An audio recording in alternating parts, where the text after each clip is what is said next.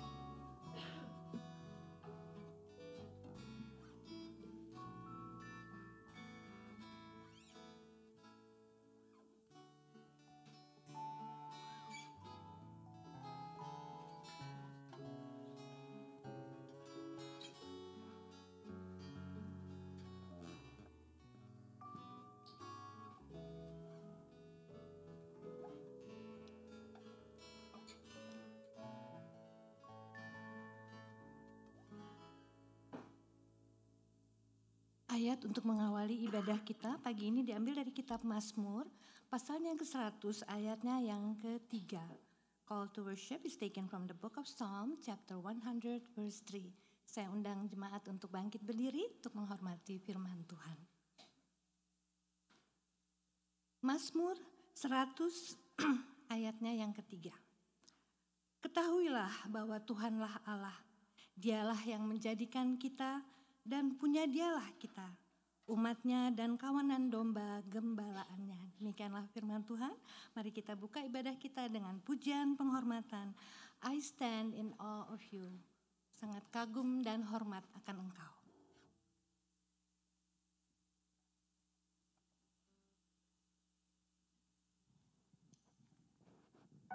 You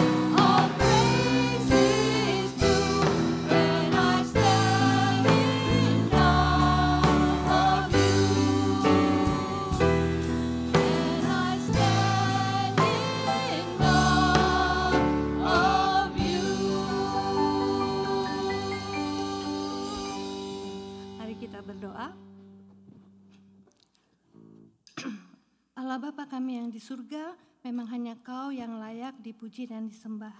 Our Heavenly Father, You're the only one that is worthy to be praised. Kami datang pagi ini dengan penuh rasa syukur dan sukacita. We come into Your presence today with joy and grateful heart. Terima kasih ya Tuhan untuk pemeliharaan dan perlindungan-Mu sepanjang minggu yang lalu. Thank you Lord for Your care and Your protection for this past week. Kami dapat berada di sini semua hanya karena kebaikan dan kasih-Mu ya Bapa. We are here because of Your goodness and Your love Lord. Thank you Father God. Kami berdoa agar Roh Kudus juga menguasai hati dan pikiran kami, sehingga kami siap untuk mendengarkan firman-Mu ya Tuhan. We pray may the Holy Spirit fill our heart and mind, so we are ready to listen to Your word Lord. Berkati dan urapi Pendeta Paul yang akan menyampaikan firman-Mu. Bless and anoint Pastor Paul who will deliver Your message Lord. Bapa, kami serahkan ibadah kami ini ke dalam tangan-Mu. Kiranya ibadah kami ini berkenan di hati-Mu. Father, we lift up our service into Your hand and may this pleases You, Lord. In Jesus' precious name, we pray and give thanks. Dalam nama Tuhan Yesus, kami telah berdoa dan mengucap syukur. Amin.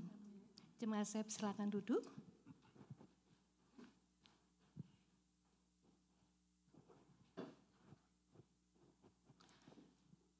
Berita pengharapan diambil dari kitab 2 Samuel pasal yang ke-22 ayatnya yang ke-33. The word of hope is taken from the book of 2 Samuel chapter 22 verse 33. 2 Samuel 22 ayatnya yang ke-33 berbunyi demikian.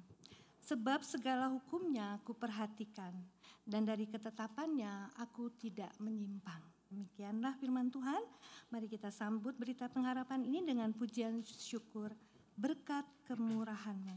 We are here because of His mercy and His great love for us. Mari kita puji Dia.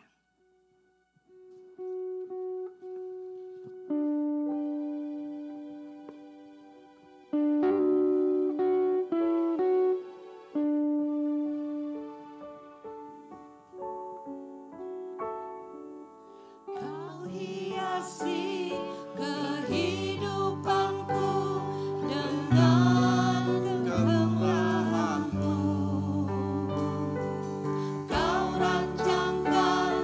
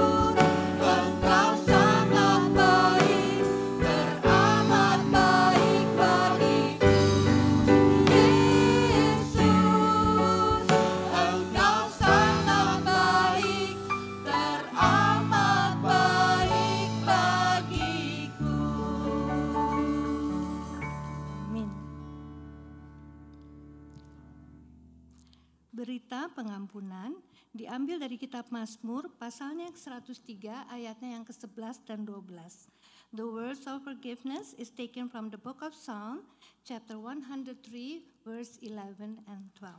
Saya akan membacakannya. Mazmur 103 ayatnya yang ke-11 dan 12 berbunyi demikian.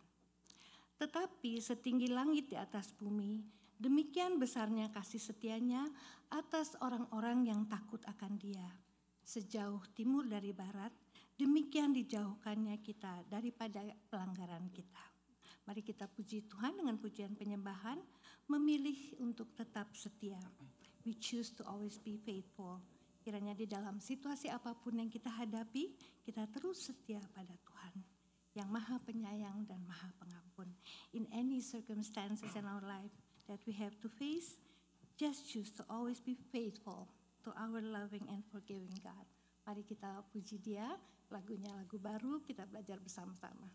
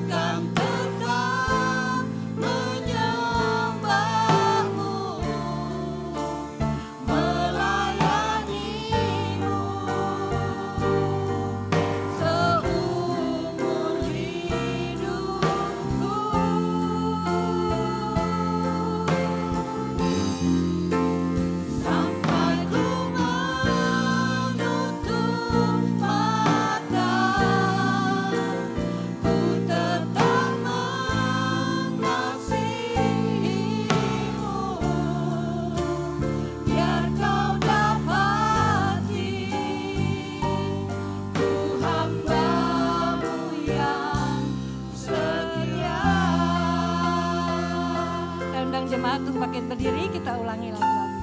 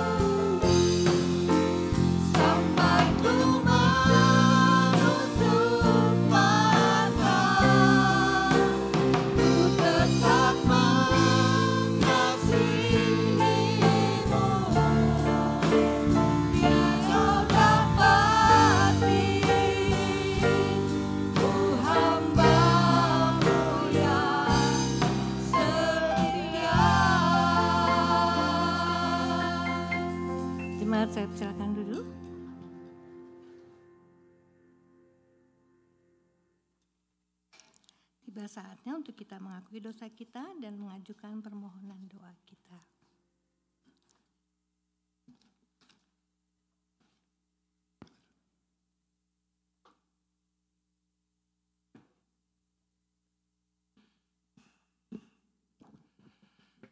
Kita mau menyambut kehadiran saudari kita, Tante Elvir, yang jauh datang dari Chicago. We want to welcome Tante Elvir, who is here from Chicago.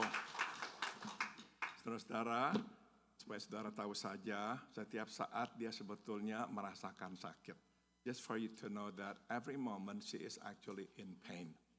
Jadi kita makanya terus berdoa, memohon Tuhan terus memberikan kekuatan kepadanya. And that's the reason we always pray for her, because we're asking God to give her the strength to endure this difficult time of her life. Kita juga mau mengucap syukur hari ini Tante Els bisa bersama kita kembali. Yeah, we want to thank God that our sister Tante Els is here. She has had a series of setbacks, physically speaking, but thank God now she is with us again. Ya, puji Tuhan. Saudara-saudara, sebelum kita berdoa, kita menyanyi dulu. Before we pray, let us sing the song, The Name of Jesus.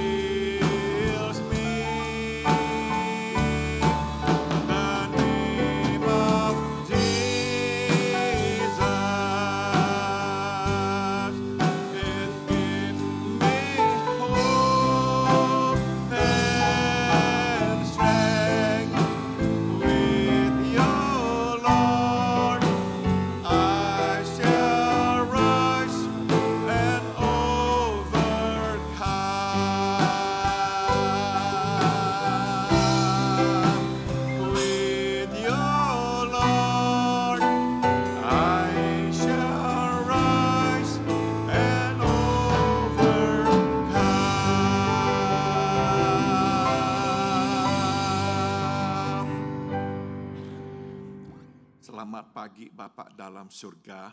Good morning our Heavenly Father. Terima kasih di pagi hari ini Engkau kumpulkan kami dalam rumah-Mu untuk beribadah kepadamu. Thank you that this morning you have gathered us into your house to worship you. Kami naikkan syukur atas segala berkat yang Engkau sudah curahkan dalam hidup kami. We also want to give you thanks, Father, for all the blessings that you have poured upon us. Kami naikkan syukur bahwa kekuatan-Mu selalu tersedia untuk kami yang tengah lemah. We give you thanks because your strength is always readily made available to us who is in need of your strength.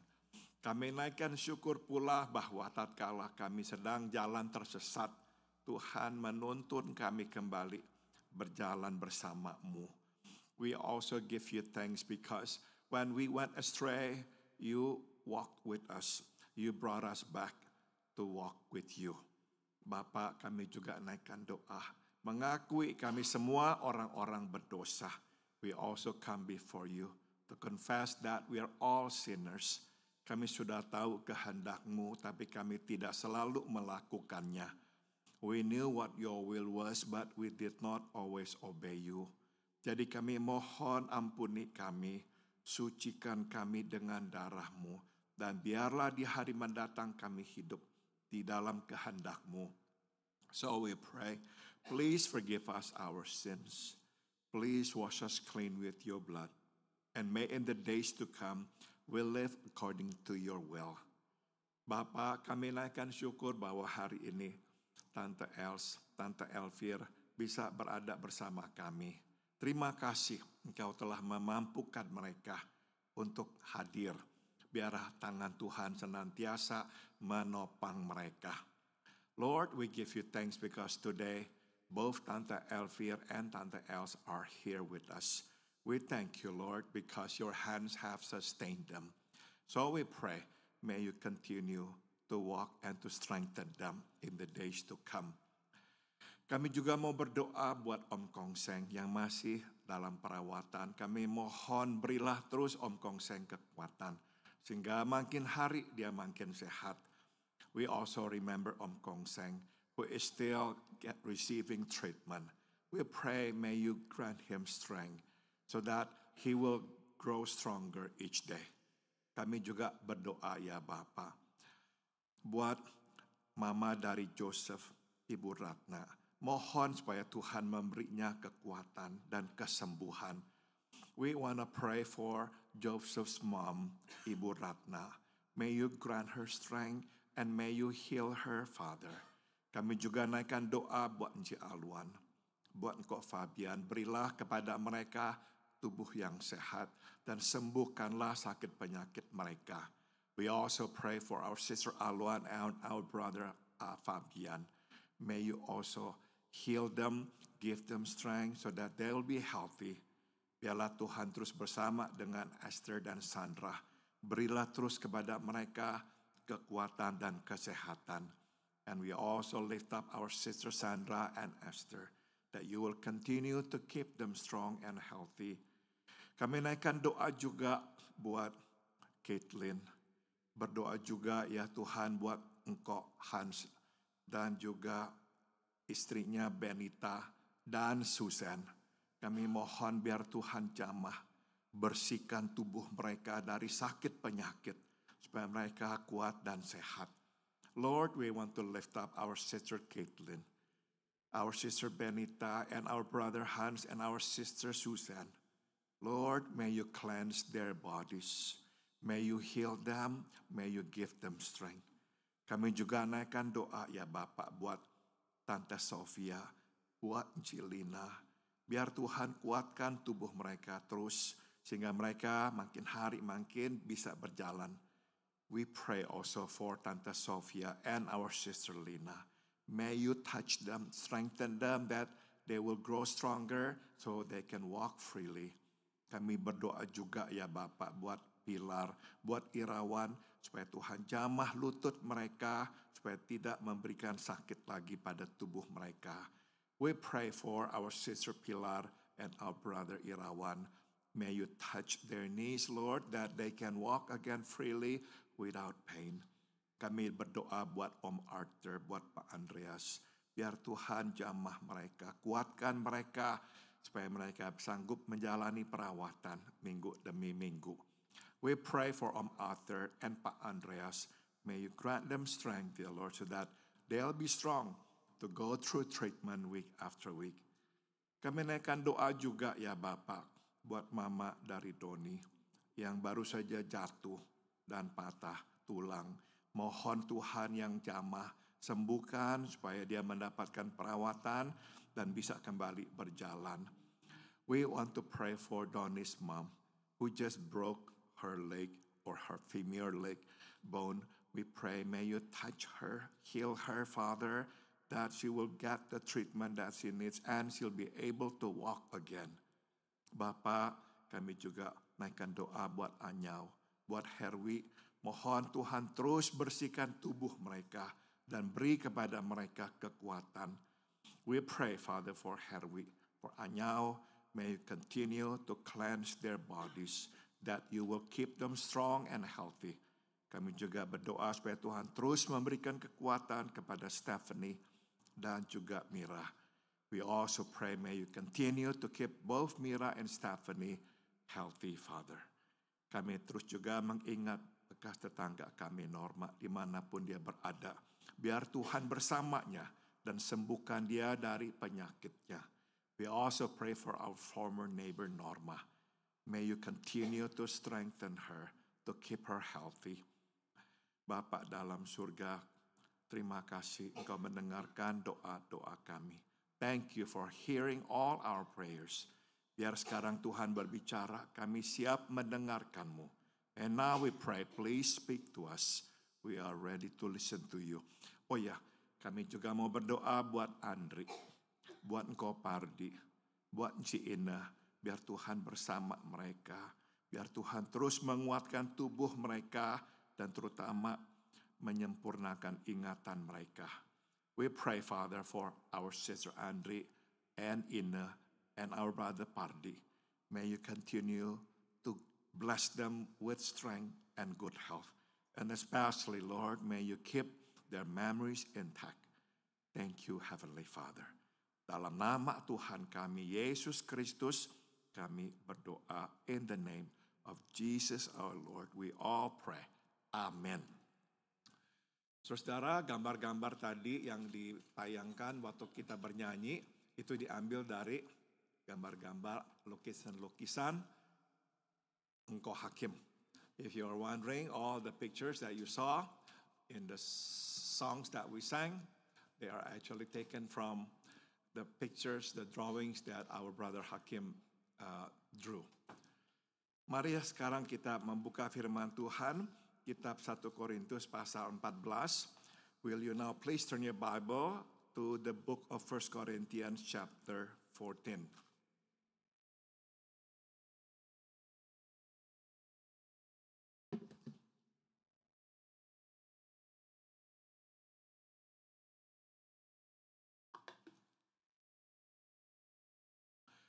Kita membaca dua ayat saja, ayat 34 dan 35. And we are going to read only two verses, verses 34 and 35. Mari kita bangkit berdiri. Will you please stand for the reading of the scripture?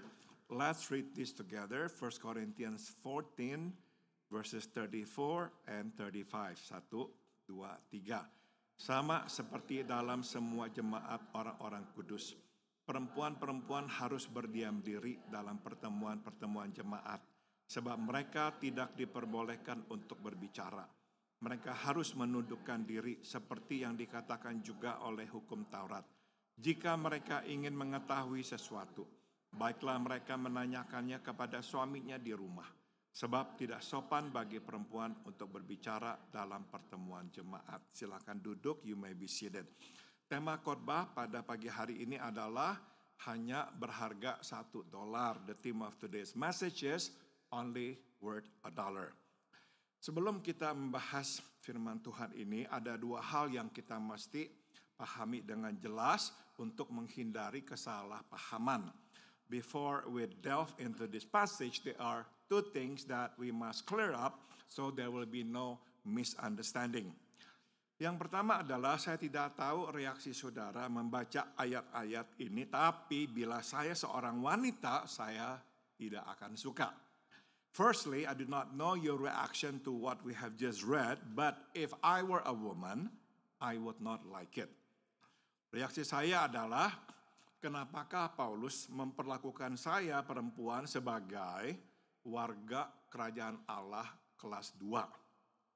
My immediate reaction would be, why is Paul treating me as a woman, as a second-class citizen in the kingdom of God? Nah saudara, respons ini sudah tentu seharusnya lah, bila memang ini yang Paulus lakukan, memperlakukan perempuan sebagai warga kelas 2. That's a fair response if Paul were indeed treating women as second-class citizens. Tapi pada kenyataannya, sebagaimana nanti kita akan lihat, tidak seperti itu. Paulus tidak memperlakukan perempuan sebagai warga kerajaan Allah kelas 2. The truth is, as we shall see, not so. He's not treating women as second-class citizens in the kingdom of God. Hal kedua, banyak orang menggunakan ayat ini sebagai dasar untuk melarang perempuan memegang posisi kepemimpinan di dalam gereja, termasuk di dalamnya menjadi gembala sidang atau menjadi diakon atau majelis. Secondly, many use this passage as a biblical basis to prohibit women from taking leadership position in the church, which includes being a pastor or a deacon.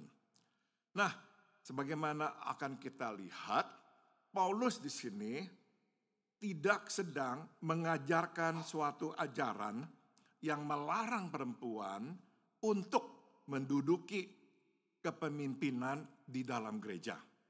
As we shall see, no, Paul is not propagating a teaching that prohibits women from taking a leadership position in the church. Ayat ini bukanlah buku panduan tentang administrasi gereja, jadi tidak seharusnya kita menggunakannya untuk membuat peraturan di dalam gereja. This passage is not a manual for church administration, so it should not be used as a church rule. Paulus di sini tengah membahas masalah tertentu, masalah khusus. Dan masalah tertentu atau khusus menuntut solusi yang juga tertentu atau khusus. You know, Paul is addressing specific problems. And specific problems require specific solutions. Itu sebab dia memberikan petunjuk tertentu atau khusus untuk menjadi solusi. Hence, he gives specific instructions that can serve as solutions. Jadi, untuk mengaplikasikan ayat-ayat ini ke dalam situasi kita sekarang, kita mesti menimba prinsip yang mendasari petunjuk-petunjuk ini. Bukan petunjuk-petunjuk itu sendiri. So to correctly apply this passage into our current situation, we must draw out the principles that underlie the instructions, not the instructions themselves. Nah, dengan pengertian ini, mari sekarang kita membahas ayat-ayat ini. So with that in mind, let us delve into this passage. Paulus memulai dengan berkata, hendaklah perempuan berdiam diri di dalam pertemuan jemaat atau di dalam ibadah gerejawi. Karena mereka tidak diperbolehkan berbicara.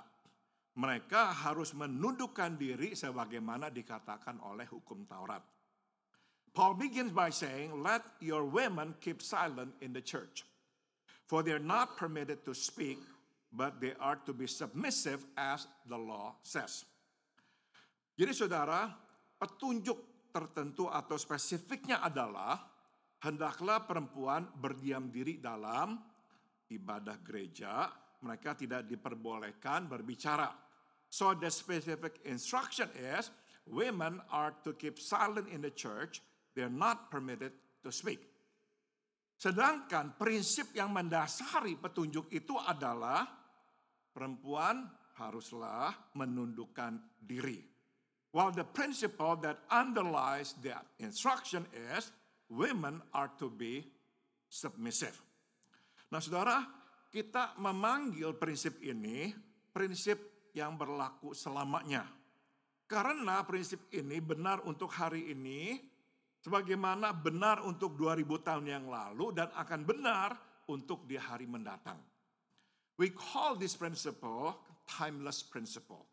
Because it is true today as it was 2000 years ago and it will still be true tomorrow.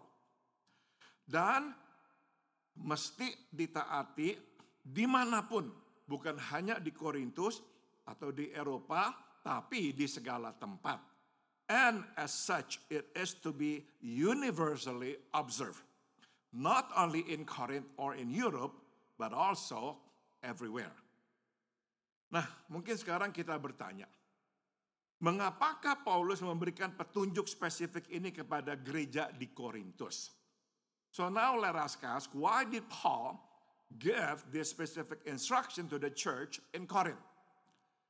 Jawabnya adalah, Paulus memberi petunjuk yang spesifik ini untuk membahas problem atau masalah yang spesifik yang ada di gereja di Korintus.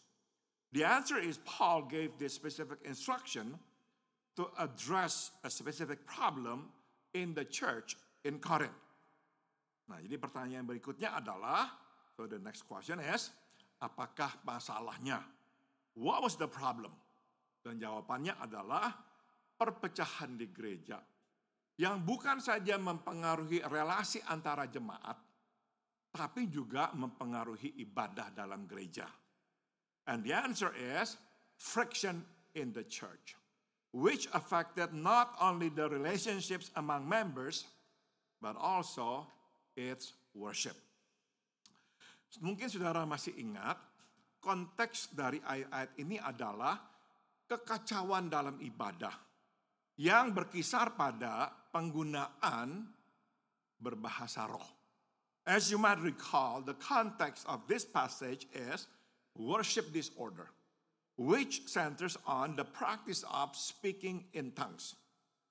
Nah, jadi kita bisa menduga Paulus menyuruh perempuan untuk berdiam diri dan tidak berbicara di dalam ibadah gereja adalah untuk menegakkan ketertiban di dalam ibadah. So we might then surmise that Paul's instructions to women to keep quiet and not to speak in the church is for the purpose of bringing order back in the service. Singkat kata, untuk mengurangi kekacauan. Ya, bukan untuk memberikan pada kita peraturan umum yang harus dilaksanakan selama-lamanya. In other words, it is to reduce chaos, not to give us a general rule to be applied timelessly. Nah, mungkin saudara bertanya-tanya, Paul, apa dasar engkau mengatakan semua ini? Perhaps you're wondering on what basis I am making this assumption.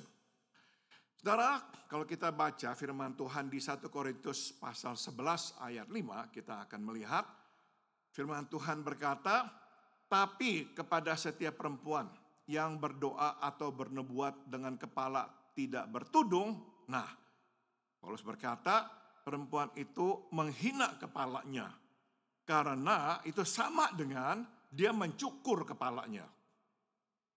Paul says, but every woman who prays or prophesies with her head uncovered dishonors her head, for that is one and the same as if her head were shaved.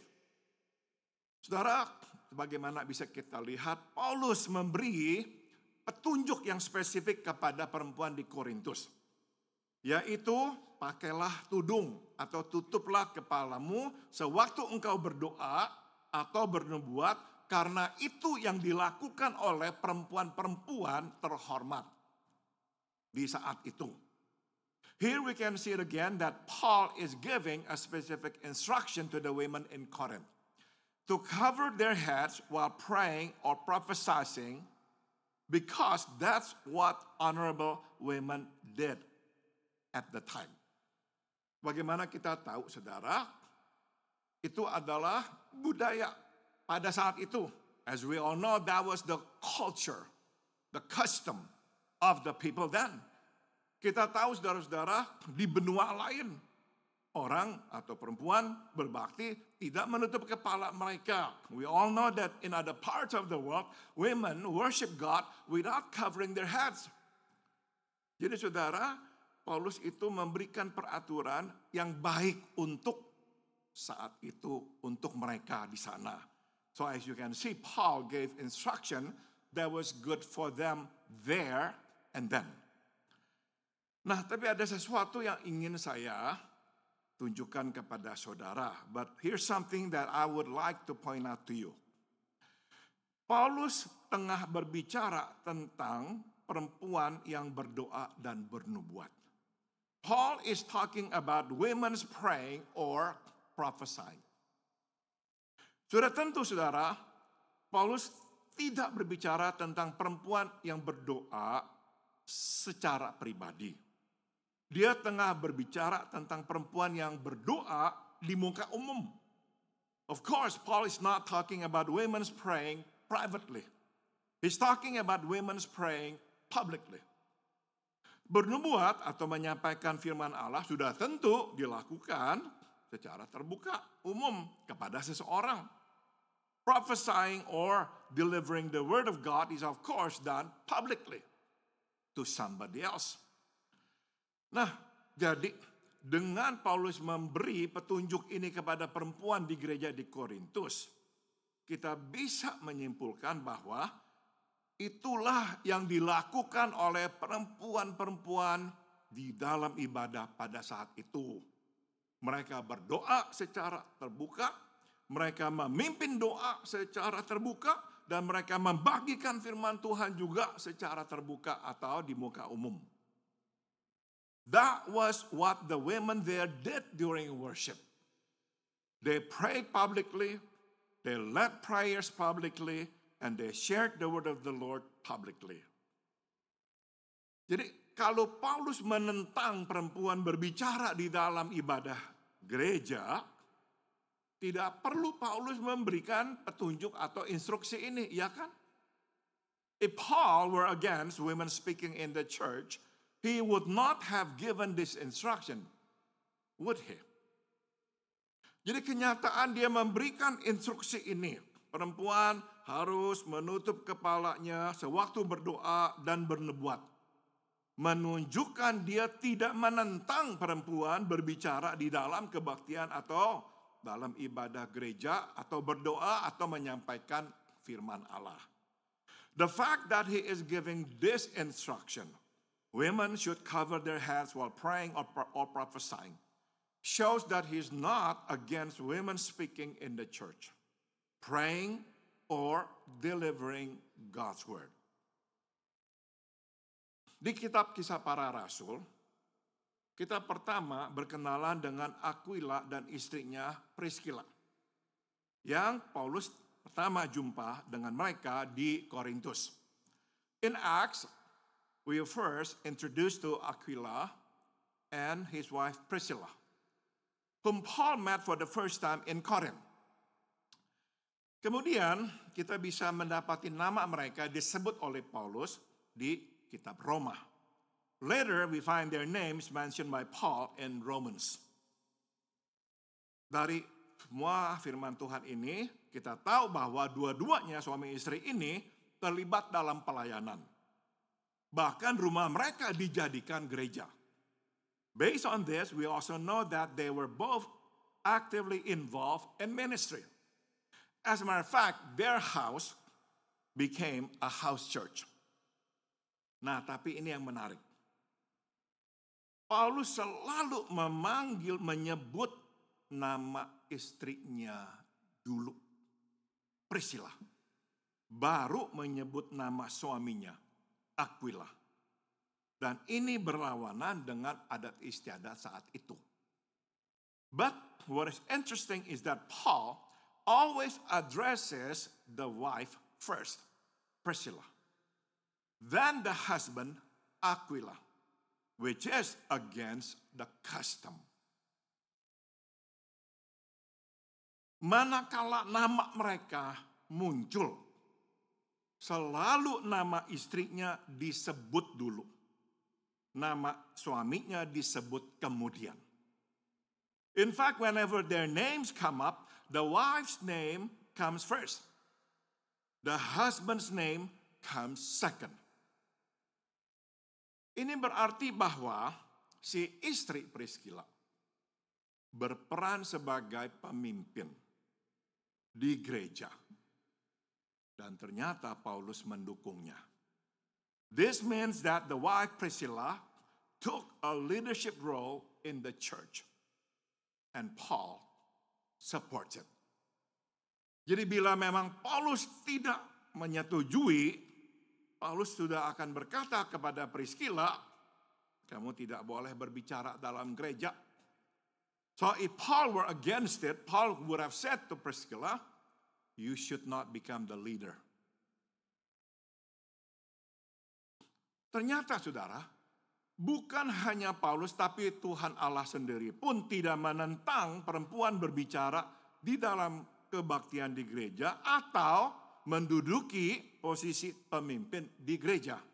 It is not only Paul but God himself is not against women speaking in the church or taking leadership position in the church. Ingat, Tuhanlah yang memanggil dan menetapkan Deborah sebagai hakim di Israel. Keep in mind that it was God who called and appointed Deborah as a judge in Israel. Nah, saat itu peran tugas hakim bukan hanya mencakup menyelesaikan sengketa, tapi juga peran sebagai pemimpin. Bukan hanya atas satu suku, tapi atas satu bangsa Israel. Keep in mind that it was God who called and appointed Deborah as a judge, a role that encompassed much more than just deciding disputes. It was a leadership role, not of a tribe, but of a nation, Israel. Dan sebagai pemimpin dia juga menjadi panglima tentara. Dia memimpin Israel berperang melawan Yabin, raja orang Kanaan. And as a leader, she also assumed the role of a commander. She led Israel to war against Jabin, king of Canaan. Jadi kita bisa simpulkan bahwa Tuhan Allah bukan hanya Paulus terbuka dan menyambut kepemimpinan perempuan. We can then conclude that God, not only Paul, is open to and welcomes to the leadership role of women. Itu sebab petunjuk atau instruksi yang diberikan oleh Paulus tidak seharusnya dijadikan peraturan bagi semua gereja di sepanjang zaman. So the instruction that Paul gives is not to be taken as a rule for all churches all the time. Ini adalah petunjuk atau instruksi untuk menghilangkan kekacauan di dalam ibadah di gereja maupun di rumah tangga. It's an instruction to eliminate chaos in worship and at home. Jadi mungkin saudara bertanya, bagaimana kalau misalkan ada gereja yang memang menekankan, memegang teguh peraturan perempuan tidak boleh menjadi pemimpin. Perhaps now you are asking, so what happened then to the churches that prohibit women from taking leadership position? Jawab saya adalah puji Tuhan. Praise God. Fine. Kenapa saudara tidak jadi soal? Because it is not to be an issue. Jadi kalau kita mau bergabung dengan sebuah gereja dan gereja itu melarang perempuan untuk menjadi pemimpin, taatilah. So if we wish to join a church in which the church prohibits women from taking leadership position, if we want to join the church, obey it. Abide by the rule. Respect the church's decision. Mereka menerapkan itu karena mereka juga meyakini ini yang Tuhan ajarkan. They apply that rule because they believe it is what the Lord instructs them to. Jadi, jangan sampai ini menjadi persoalan. So then, don't make this as an issue. Prinsip yang berlaku selamanya, yang kita harus pegang adalah ini. Dari 1 Korintus 11 ayat 3. Kepala dari laki-laki ialah Kristus, kepala dari perempuan adalah laki-laki, kepala dari Kristus adalah Allah. Here's the timeless principle that we must observe. The head of every man is Christ. The head of every woman is man. And the head of Christ is God. Perempuan seharusnya tunduk kepada suami seperti kepada Tuhan. Dan laki-laki mengasihi istri seperti Yesus Kristus mengasihi jemaatnya. Women are to submit to their husbands as to the Lord. Men are to love their wives as Christ loved the church. That's the timeless principle that we should hold on to. Mari kita lanjutkan. Paulus kemudian memberi instruksi yang lain. Yaitu, jika ada hal-hal yang ingin si perempuan tanyakan atau pelajari, daripada mengajukannya di gereja, ajukanlah kepada suamimu di rumah. Paul then gives another instruction that if there are things that these women wish to learn or have questions for, instead of asking it or speaking in the church, they are to ask their husbands in the privacy of their homes. Inilah cara yang seharusnya, sedangkan berbicara atau bertanya-tanya di gereja itu cara yang tidak seharusnya. So this is the proper way. Speaking in the church is the improper way. Nah, dengan meminta para perempuan ini untuk berbuat seperti ini, sebetulnya secara tidak langsung Paulus tengah menegakkan ketertiban di dalam rumah tangga mereka.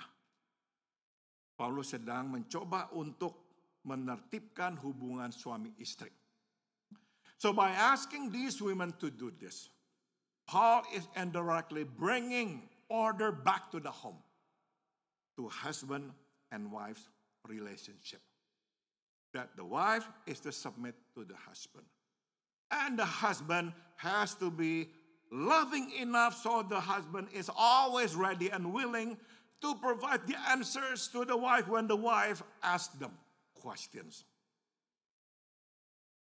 Berapa sering kita laki-laki ditanya-tanya sama istri, bukannya jawab, kita bentak istri kita, ya kan?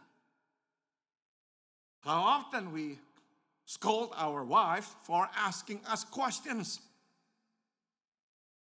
But they ask questions because they just want to know.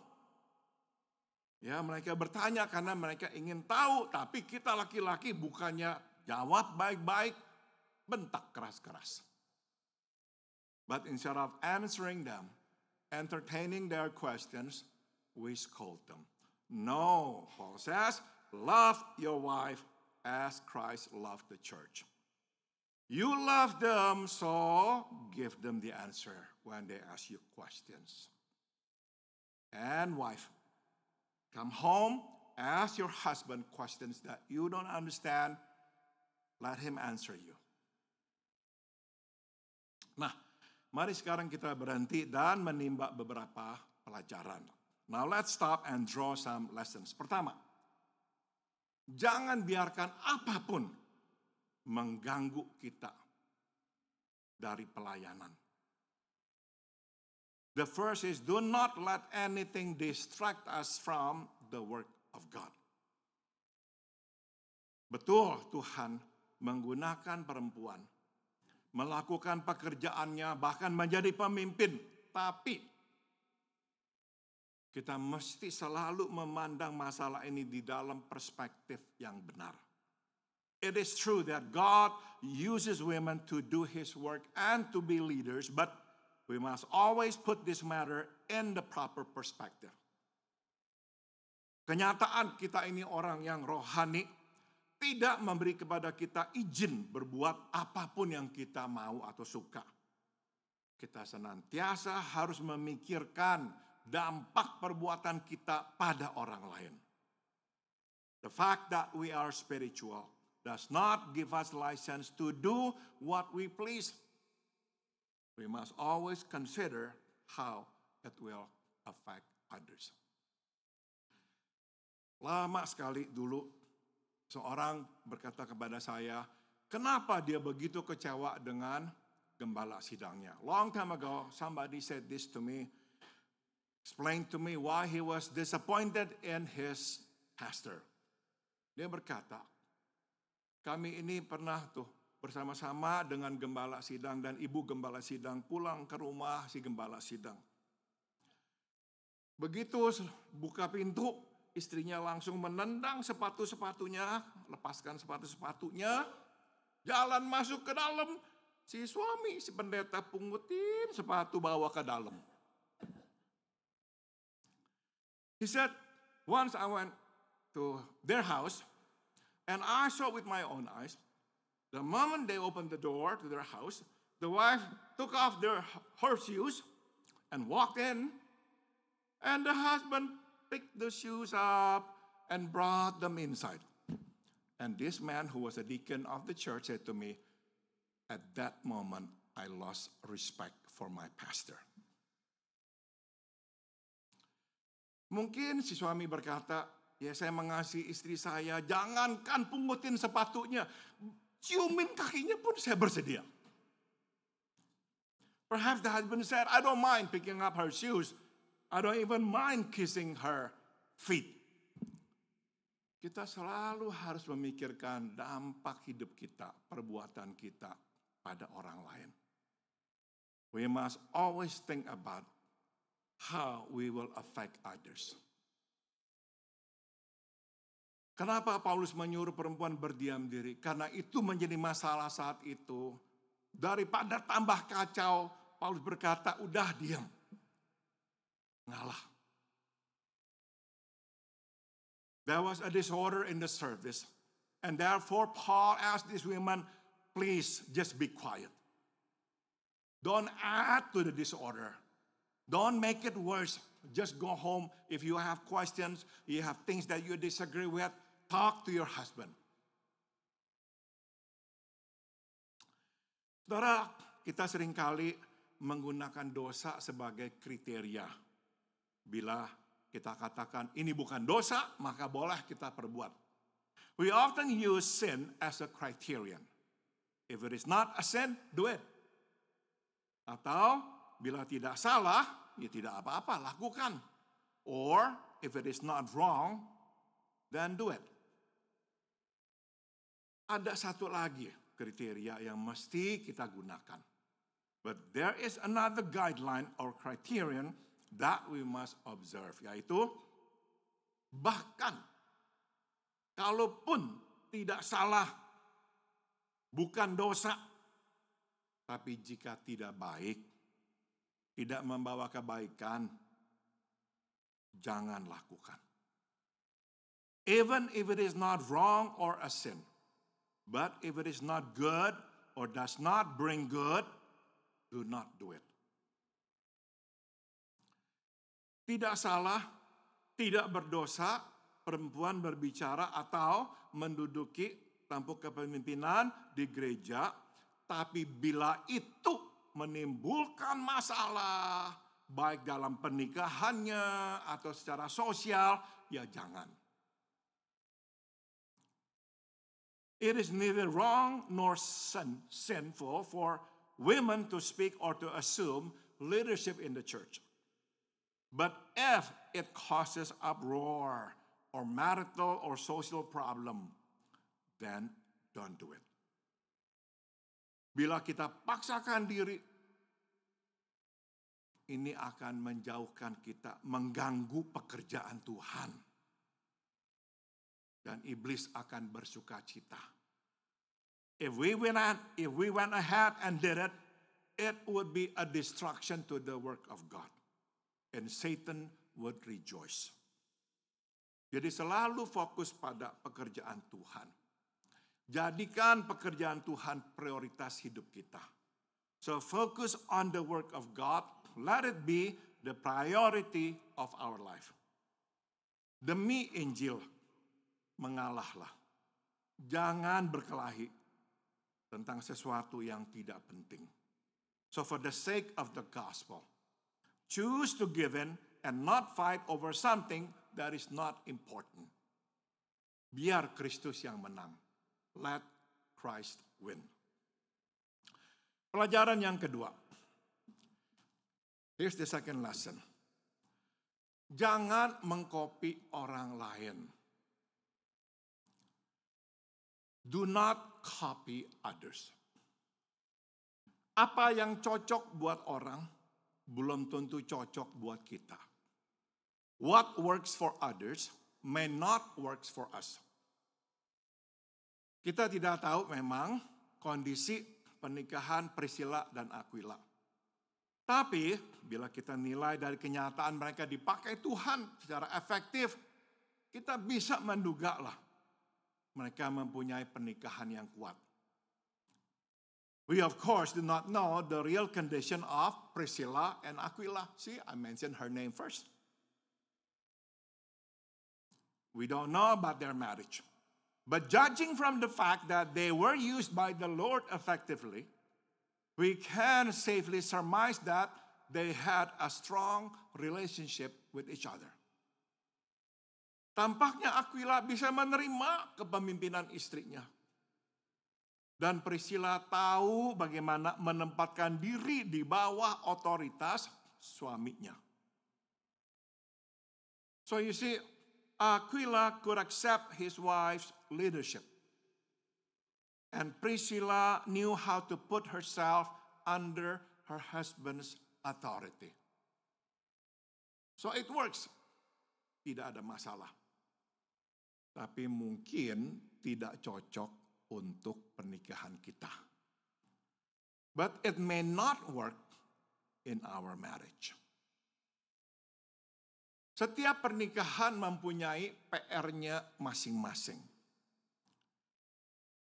Ada pernikahan yang PR-nya lebih banyak daripada yang lain, itu betul. Ya, each marriage has its own homework. Some have more homework than others. Jadi, jangan paksa istri kita menjadi seperti Priscilla atau paksa suami kita menjadi Aquila. So do not force our wife to be like Priscilla or force our husband to be like Aquila. Jangan paksa istri kita menjadi istrinya Petrus yang kebanyakan dapat kita duga tinggal di rumah bersama anak-anak sementara suaminya pergi bersama Yesus melayani. Do not force our wife to be like Peter's wife, who most likely stayed home while her husband went with Jesus from one place to another. Tuhan mempunyai waktunya dan caranya, jadi bersabarlah. God has His time and His way, so be patient. Dan kita mesti percaya bahwa Tuhan bekerja di dalam dan melalui kondisi kehidupan kita yang unik. And we must believe that God worked in and through our unique circumstances. Misalkan, karena suami kita bukan orang yang percaya diri. Jadi kita akhirnya sering-sering mengalah. Dan kehilangan kesempatan untuk mengembangkan diri. For instance, because our husband is not secure, he doesn't have a strong confidence, we might have to let go many opportunities for advancement. Bagi akibatnya kita merasa, aduh gara-gara ini saya menikah sama dia nih, hidup saya kok jadinya banyak ruginya. Consequently, we feel like we are missing out a lot because of him. Ingat, Tuhan dapat bekerja di dalam dan melalui kondisi kehidupan kita yang unik. God can work in and through this unique circumstance. Sepertinya rugi, tapi di dalam tangan Tuhan, Dia dapat mengubahnya menjadi keuntungan. It may seem like a loss, but in the hands of God, it will eventually turn into a gain. Waktu saya baru pertama pulang ke Indonesia, karena saya kurang begitu mengerti kondisi di sana, Jadi ya saya itu seringkali berpikir secara pragmatisnya saja. When I first came back to Indonesia, because I was not too familiar with the customs, especially in the churches, in ministries, I tend to just see things pragmatically. Saya masih ingat beberapa kali saya bertemu dengan hamba-hamba Tuhan, di mana memang jelas terlihat yang berkarunia memimpin, berkhotbah, mengajar adalah si istri. Si suami lebih kepada pelayanan pastoral. A few times I came across or I met couples in ministry where the husband seems to be strong in pastoral care, but the wife is stronger in leadership role, in teaching and preaching. Saudara, saya melihat banyak di antara mereka yang memutuskan mengalah. Mereka memilih tidak menerima, diminta untuk berkhotbah, mengajar.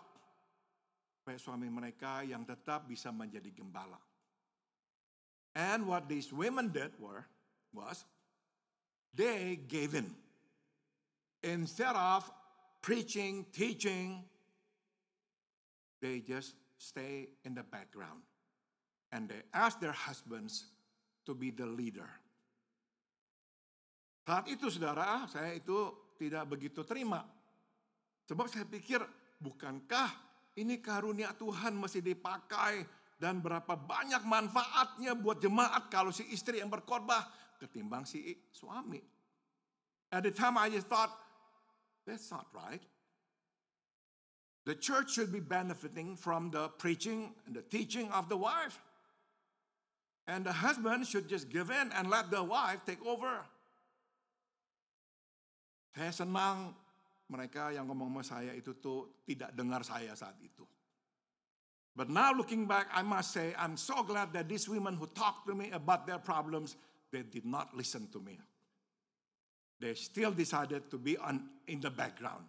And let the husband continue be the leader. Kenapa saudara? Karena berpuluhan tahun kemudian saya bisa melihat. Dengan mereka begitu, mereka terus melayani dan menjadi berkat. Because this is what I have seen.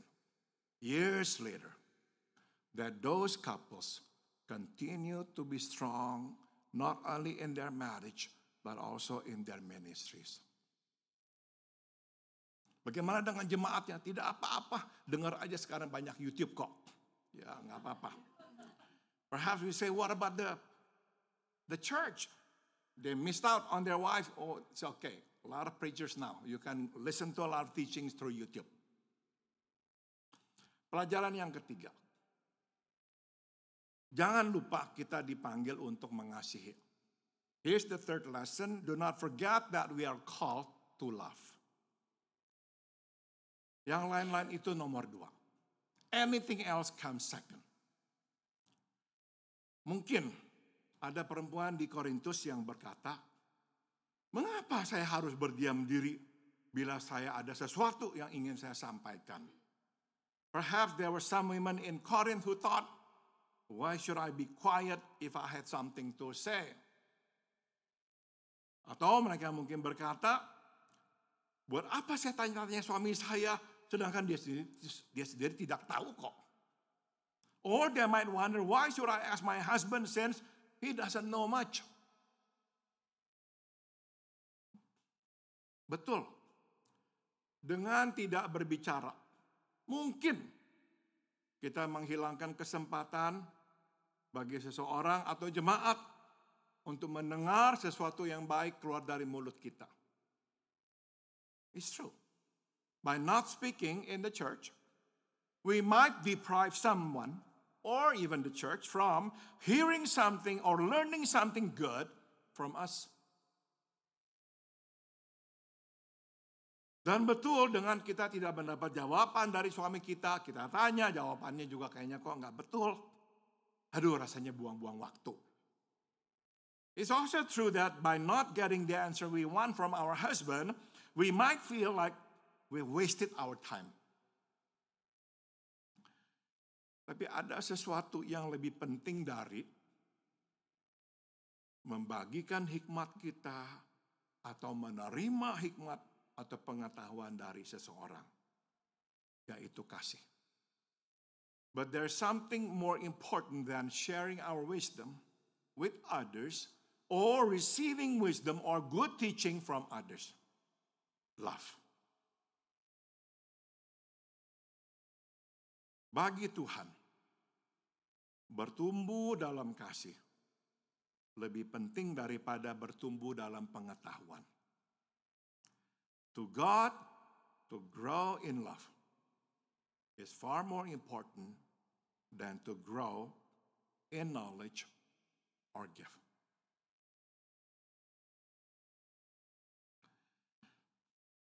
Pernah saya mengunjungi sebuah toko buku yang sedang ada sale. Once I went to a bookstore which was having a sale. Buku di dalam rak-rak itu tuh semua dijual $1 per buku. There were shelves of books on sale, all for $1. Waktu saya sedang melihat-lihat, saya mendapati buku-buku yang ditulis oleh pengarang-pengarang yang terkenal. When I was browsing, I came across books from well-known authors.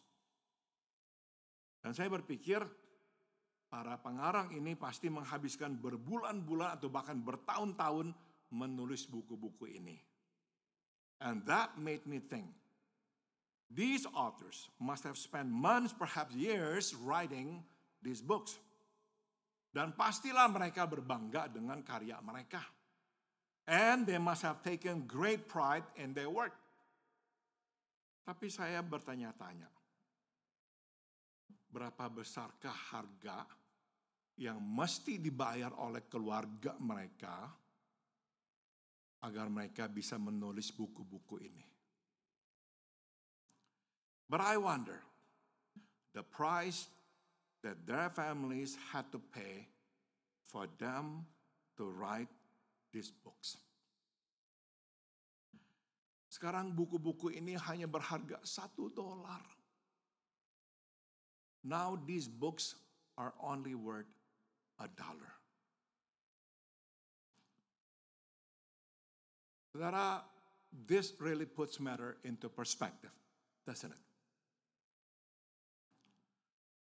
Yang kita besar-besarkan ternyata kok tidak terlalu penting. Things that we like exalt, take great pride, try to make it, try to achieve it, turns out to be not that important. Pada akhirnya, ujung-ujungnya, semua hanya berharga $1. At the end of the day, all these are only worth $1. Saya masih ingat Dr. James Dobson bercerita.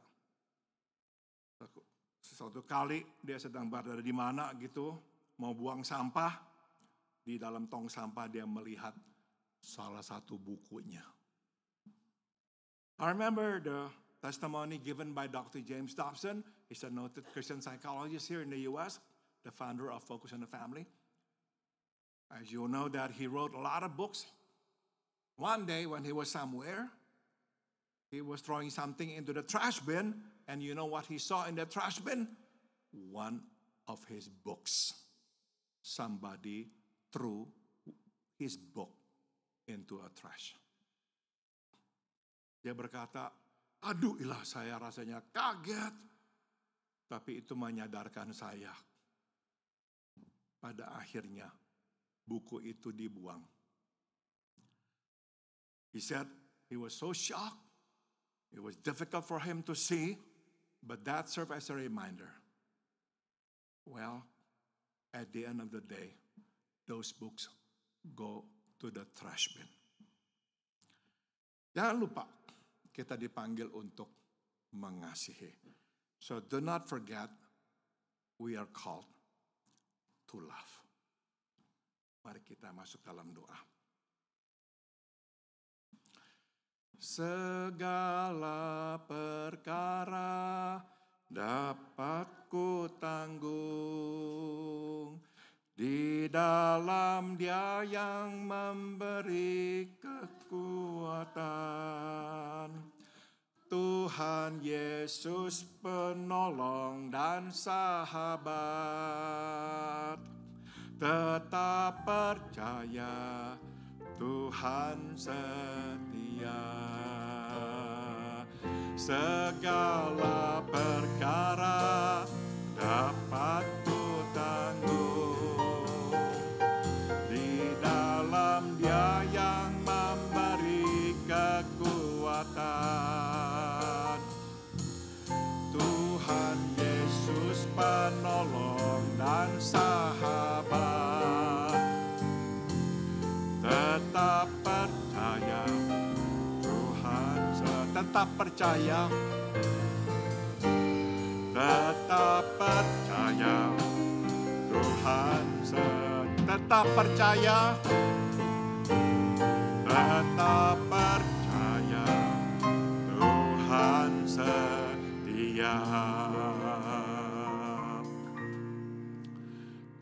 Bapak, terima kasih lewat firman-Mu Engkau membukakan mata kami agar kami melihat apa yang penting dan tidak penting.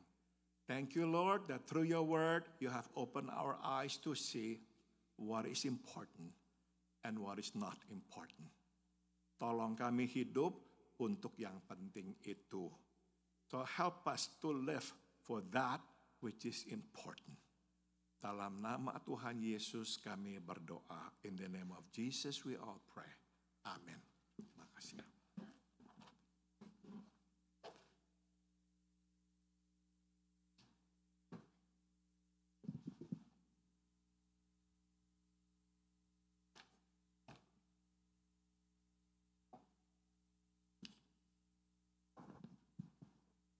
Terima kasih Pendeta Paul untuk firman Tuhan.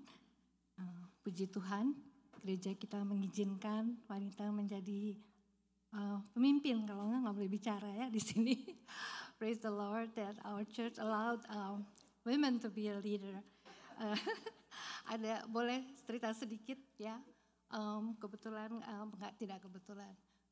Saya dipercaya untuk menjadi leader dari gereja-gereja di Indonesia. Jadi kami sering diundang ke gereja-gereja. Dan untung saya ada Aquila ya, suami saya ini. Jadi satu kali mereka bilangnya begini, selamat datang Ibu dan Bapak Cynthia Indrabudi. Tetapi puji Tuhan karena dia juga mengasihi Tuhan, jadi puji Tuhan untuk Aquila dalam hidupku. Thank you for the Aquila in my life. Mari kita sambut firman Tuhan dengan pujian Blessed Assurance, janji Tuhan yang mulia. Saya undang jemaat untuk bangkit berdiri, kita nyanyikan dengan penuh ucapan syukur.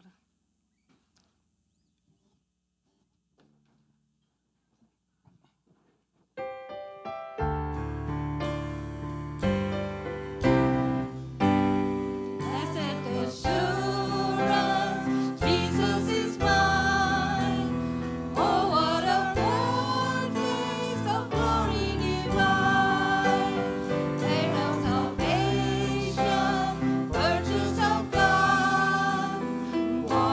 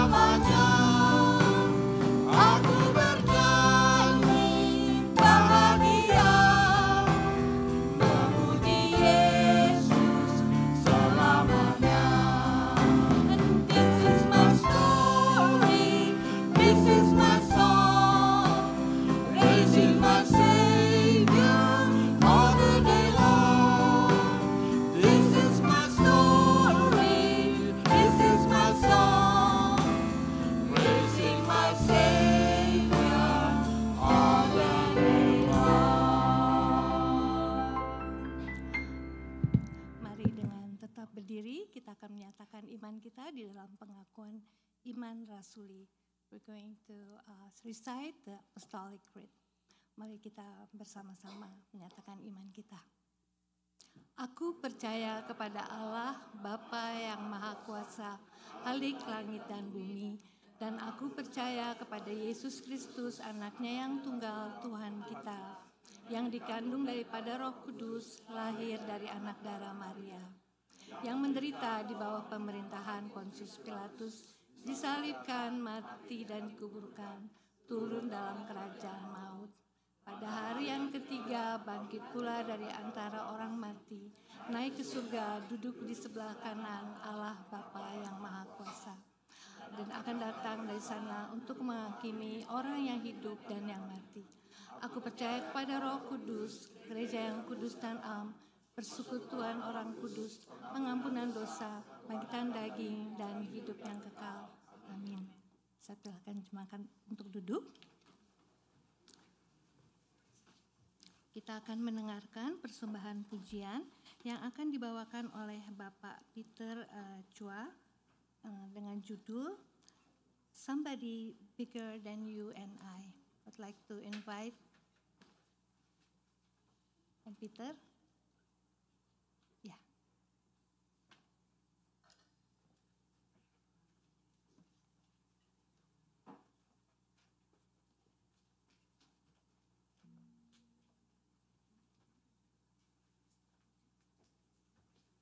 Nama Om Peter tidak ada dalam buletin karena baru kemarin saya minta. Ya, his name is not on the program because I just asked him to sing yesterday, emergency. Tapi Om Peter is always ready to serve God. Thank you. Thank you. Mungkin banyak orang juga tahu, pernah lihat itu stiker ya di mobil-mobil. Stiker berbunyi he, lalu ada begitu, is greater than I. Jadi berarti Tuhan lebih besar dari kita semua. Lagu ini juga ada hubungannya dengan stiker itu.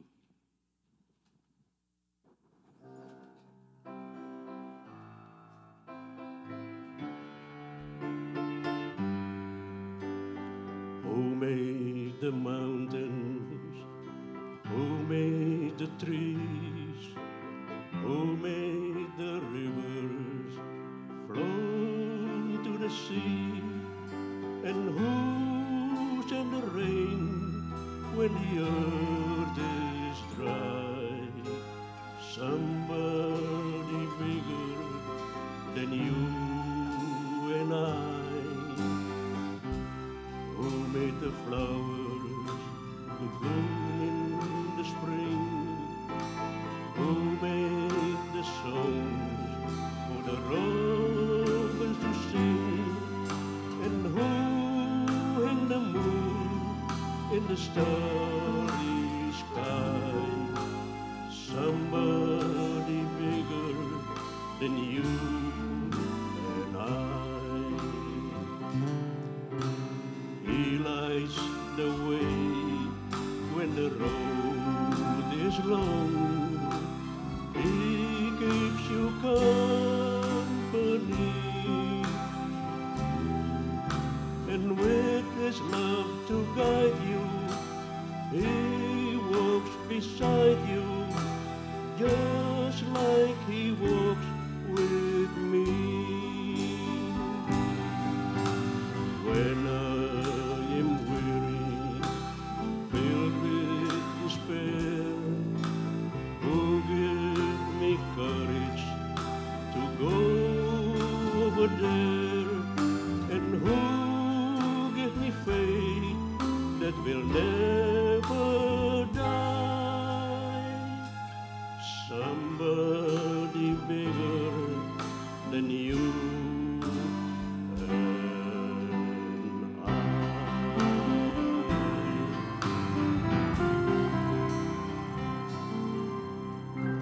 Thank you.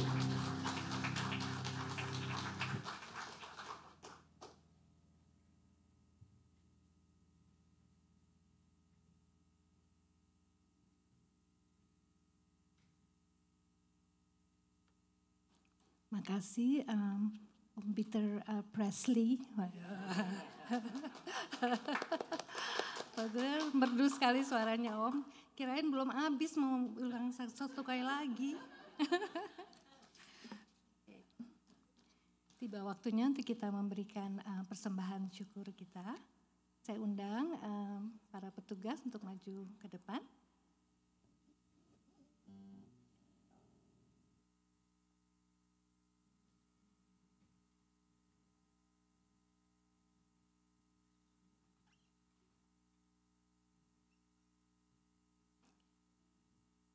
Saya boleh minta kesediaan Saudari Engel untuk berdoa untuk persembahan kita. Mari kita satu dalam doa. Bapa, terima kasih dikala pada pagi hari ini kami dapat berkumpul di rumah-Mu yang kudus. Kami mengucap syukur dan berterima kasih Bapa untuk kesehatan, anugerah yang Kau berikan bagi kami satu persatu. Terima kasih Bapa, ampuni segala dosa dan kesalahan kami. Tuntun dan bimbing kami agar kami selalu ada dalam jalan-Mu. Bapa, terima kasih untuk firman-Mu. Biarlah kiranya firman-Mu dapat terus ditanam dalam hati kami. Biarlah kami serahkan, berfokus kepada Engkau Bapa melalui kasih dan cinta-Mu kepada kami. Terima kasih Bapa, pada saat ini kami diberi kesempatan untuk memberikan persembahan. Biarlah kiranya persembahan ini dapat membawa harum nama-Mu. Terima kasih Bapa, dalam nama-Mu yang kudus kami panjatkan doa ini. Amin. Amin. Sambil kantung persembahan diedarkan, saya ingin mengundang Bapak Thomas Adijaya untuk membawakan pujian My God is Real.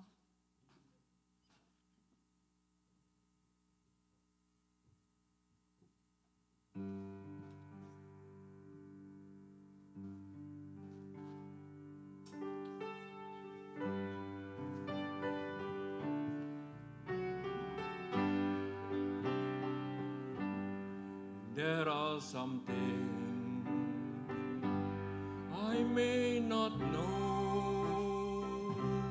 There are some places I can't go.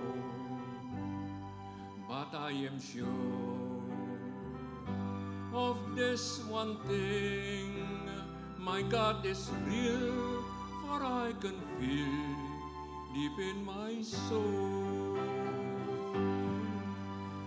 My God is real, real in my soul. My God is real, for He has washed and made me whole. His love for me, it's like pure gold. My God is real, for I can feel deep in my soul. I cannot tell just how I felt when Jesus took my sins away. But since that day, yes, since that hour, God has been real, for I can feel this holy power. My God is real, real in my soul. My God is real, for He has washed and made me whole. His love for me, it's like pure gold. My God is real, for I can feel deep in my soul.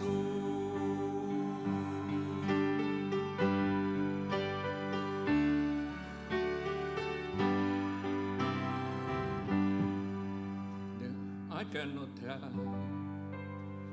just how I felt when Jesus took my sins away.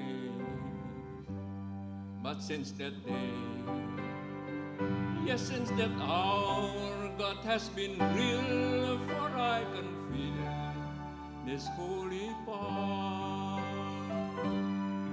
My God is real, real in my soul. My God is real, for He has washed and made me whole.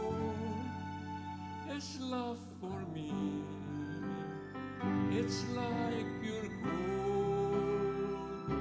My God is real, for I can feel deep in my soul. Mari kita nyanyi bersama-sama. My God is real, real in my soul.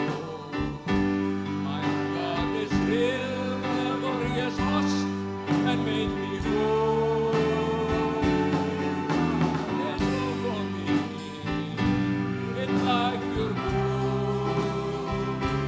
My God is real, for I can feel deep in my soul. My God is real, for I can feel deep in my soul.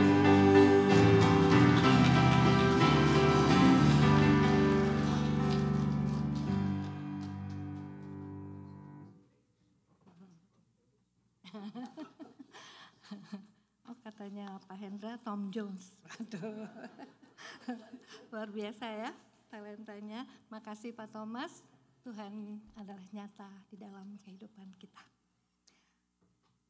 Oke. Kita akan akhiri ibadah kita dengan pujian penyerahan I love to tell the story. Ibadah kita tidak berakhir di hari Minggu saja, tetapi tiap-tiap harinya kita terus beribadah padanya dengan mengabarkan kasih Tuhan kita Yesus yang ajaib. May our worship continue in the days to come. Let's tell the amazing stories of our Lord Jesus Christ. Let's all stand up. I love to tell the story.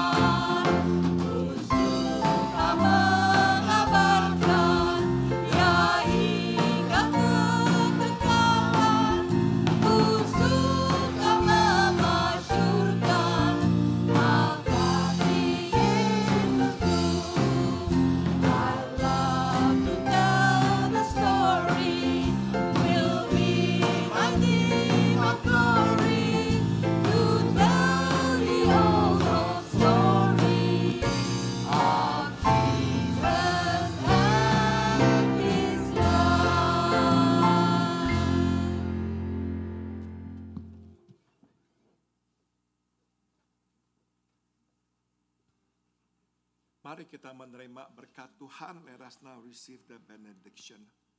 Biarlah kasih karunia dari Tuhan kita Yesus Kristus. May the grace of our Lord Jesus Christ. Biarlah kasih yang tak berkesudahan dari Allah Bapa. May the unceasing love of God the Father. Dan biarlah persekutuan serta kekuatan dari Roh-Nya yang kudus menyertai kita sekalian. And may the fellowship and the power of His Holy Spirit be with us all dari sekarang sampai kita berjumpa dengan Tuhan kita Yesus di sorga nanti. from now on until we see Him in heavens. Amen.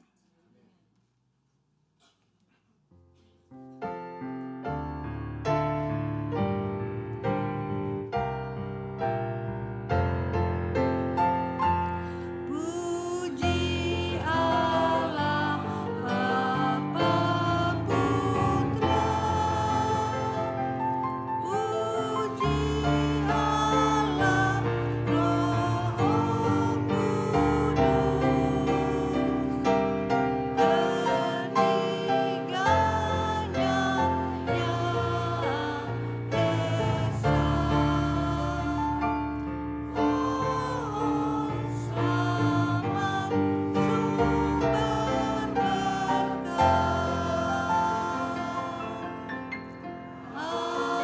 berkat. Amin. Jemaat silakan duduk.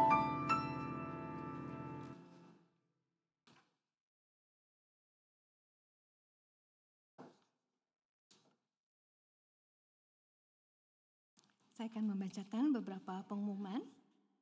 Yang pertama, persekutuan rumah tangga akan diadakan pada hari Sabtu 5 April jam 11 pagi secara potluck di rumah keluarga Haryanto Sujono dan Elsa Suhendra.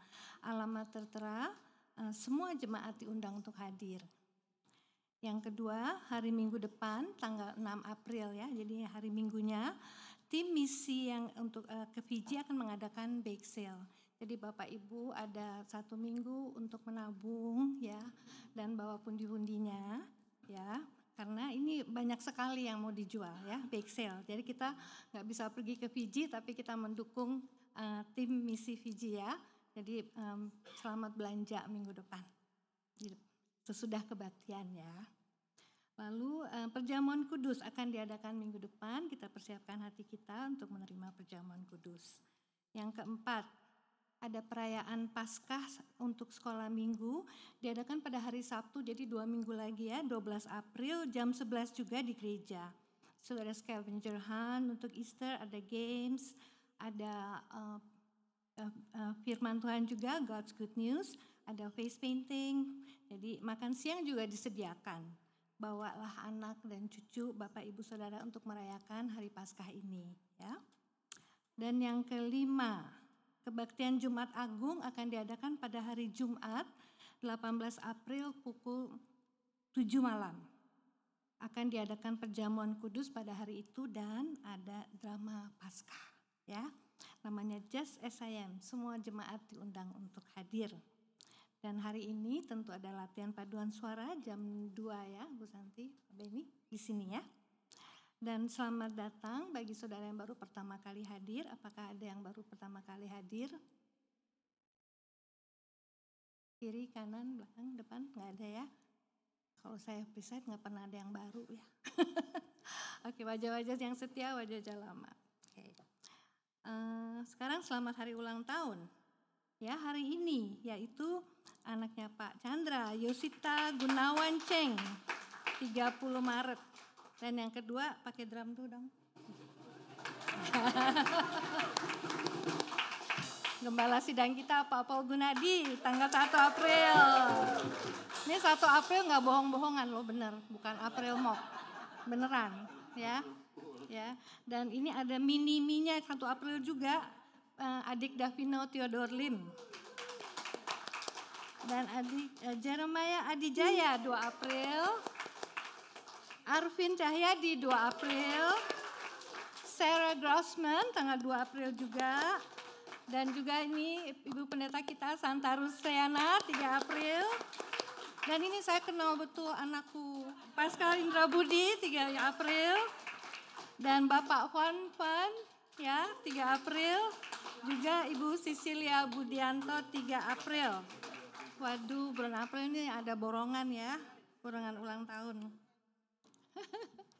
Oke, kehadiran minggu lalu dan persembahan juga dapat dibaca di atas dan juga untuk para pelayan minggu depan. Mari kita akhiri ibadah kita dengan berdoa untuk persekutuan kita. Bapa di surga, terima kasih atas pernyataan-Mu sepanjang ibadah tadi. Our Heavenly Father, thank you for your presence through all the service. Kiranya ibadah kami berkenan di hati-Mu. May our praise and worship pleases you, Lord. Ajar kami ya Tuhan untuk selalu memikirkan yang penting dan berharga di mata-Mu, yaitu kasih ya Tuhan. Teach us always to think of what is important and what is worthy in your eyes, and that is love. Ya Tuhan, berkati juga persekutuan kami, berkati makanan yang akan kami santap, begitu juga berkati tangan-tangan yang menyiapkannya. Please bless our fellowship and also those who prepare for the lunch. Bapa, kami ingin menyerahkan sisa hidup kami ke dalam tangan. We want to surrender our life into your hand. Kiranya Engkau mau menjadikan kami sebagai saksi-saksi-Mu yang hidup. Kiranya, Father God, please make us your living witness. Terima kasih ya Tuhan. Di dalam nama Tuhan Yesus Kristus kami telah berdoa dan mengucap syukur. In Jesus' precious name we give thanks, we pray and give thanks. Amen. Ibadah